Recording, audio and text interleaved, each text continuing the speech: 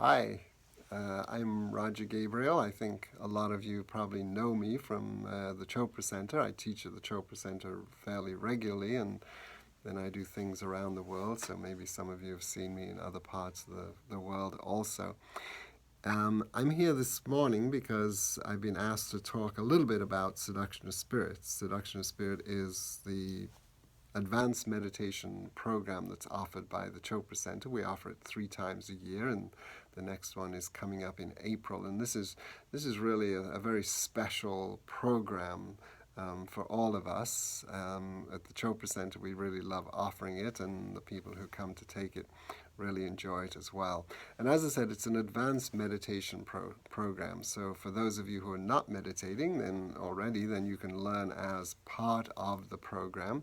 Just before the program, there's an opportunity for you to learn primordial sound meditation, which is our signature meditation program here at the Chopra Center. And then everyone is taken through these advanced techniques. And the techniques that we offer here at the Seduction of Spirit, the main techniques are called sutras, sutra meditation. What sutras are is planting an intention. But it's not just having an intention and throwing it out there like we usually do. We have a desire and we just kind of think about it endlessly and hope that it'll come true and manifest at some point.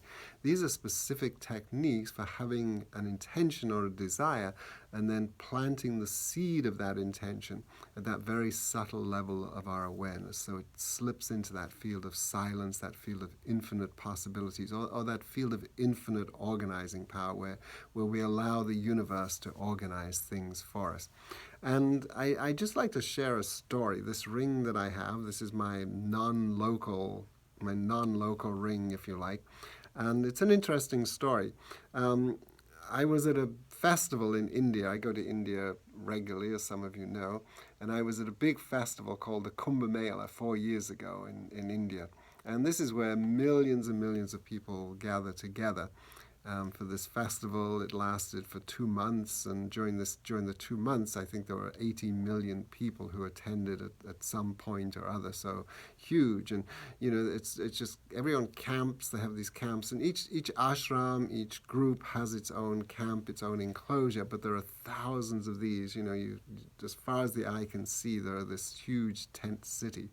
And so I was there with the ashram that I belonged to. We had our camp, and of course there's just so many of them that unless you know where you are or where you're going, it's very difficult to find other people.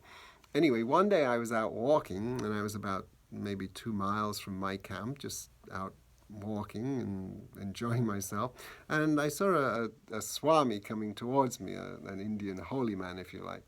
And I've never been one to miss the opportunity for a quick blessing, so as he came past, I just pranamed and said, Namaste Swamiji, and he stopped. And he spoke perfect English. And he asked me where I was from and what I was doing there. There weren't many Westerners there, so I was a bit of a sort of standout, if you like, the token white boy with 80 million Indians. Anyway, he asked me where I was staying, and I told him. I talked about my camp, and he said, "Oh, I know the guru at that camp. I've met him before." He said, "I was hoping to see him while I was here, but," he said, "I've no idea where he is." He said, "Will you take me to the camp?" And I said, "Of course, I'd be delighted to." And so he and some of his followers came, and I took them, and of course there was a little mini reunion between him and the people at my camp. And over the next few days, we would visit where he was staying, and he would visit where we were staying, and we had a good interaction and some fun together.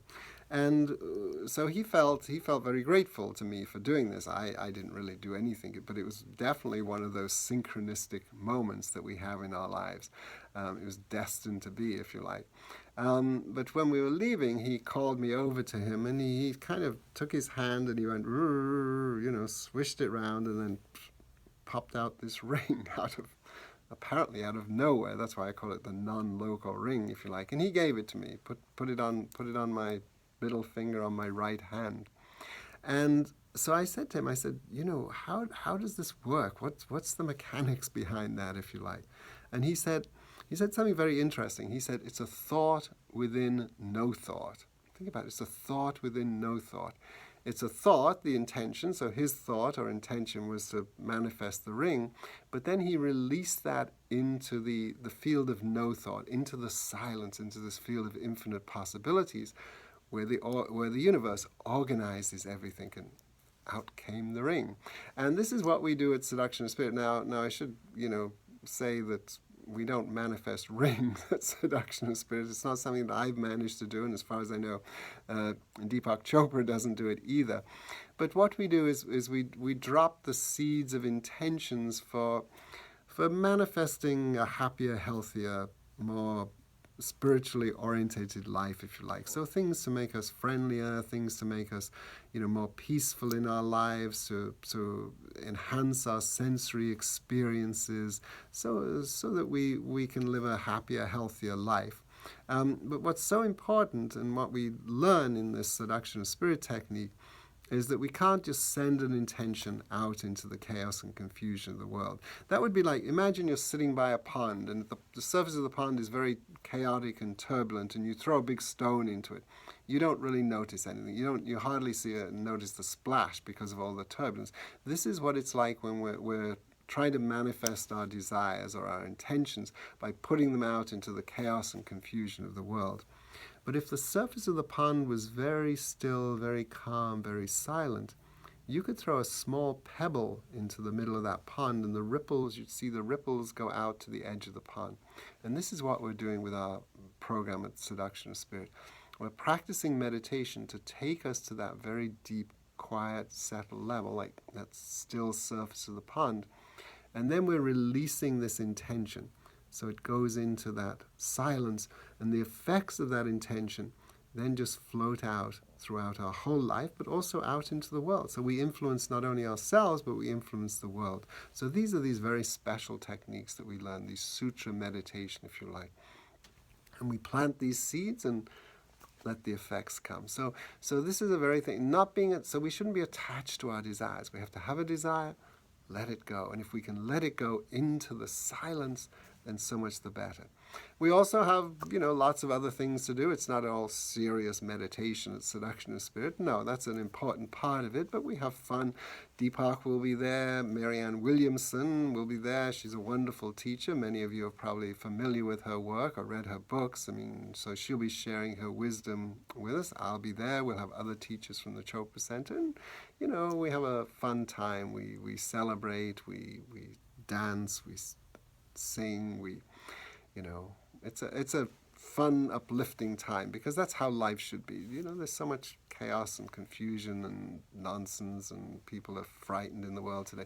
Fear just contracts us. What we want to do is expand ourselves, expand our awareness. And, whatever happens will be whatever's meant to happen, but the way we can create the future is not by being constricted, not by being fearful, not contracted, not putting ourselves into these prisons, but by being expansive, being open, and stepping into that field of infinite possibilities, that silence, and then manifesting what we want from there. So I hope I'll see many of you at Seduction of Spirit. As I say, it's a wonderful time. We have the next one is coming up in April, and then there'll be some more during the year if you can't manage that. It's a wonderful program, and I look forward to seeing you. So I wish you lots of love and blessings, and namaste to all of you. Thank you for listening to me this morning.